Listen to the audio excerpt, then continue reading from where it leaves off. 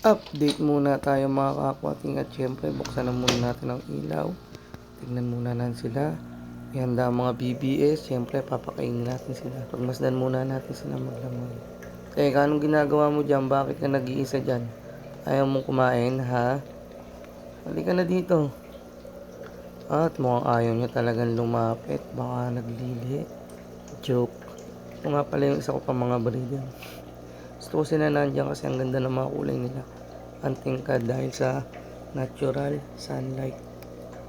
Balik tayo sa'yo. Ba't ka ba nag-iisa dyan? Manganganak ka na ba? Ha? Sabi mo. O yan, lipat na kita para sigurado. Diyan ka muna sa blank tank at lalagyan na rin kita ng BBL. Para in case na mga anak ka, at least hindi ka gutom at hindi mo mahunang isipin kainin yung mga anak mo.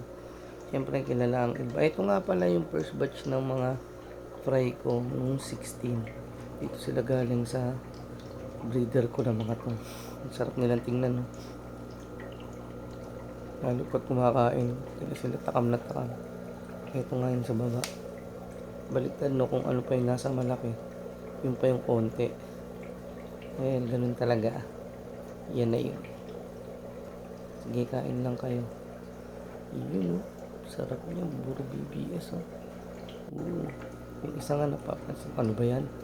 Eto, talagang binubusog ko sila para di sila mga yayat, para chubby lang sila. Ayan, medyo visible dito yung mga first batch na fry. Niluwad sila noong 16, March 16. Ayan. Eto sila yung mga breeder ko. Ang cute. Eto, talagang mukhang nagle-labor na siya anytime soon. Magbubuga na to. Nakukutubang ko. Iba na yung A tiyan. few moments later. Ayun! Nag-drop na nga siya. Saan na? Ilan na yan?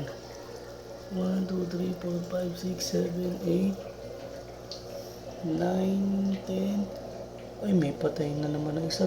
Makikita nyo, meron siyang dalawang stress drop. Yun yung mga hindi nabubuong fry.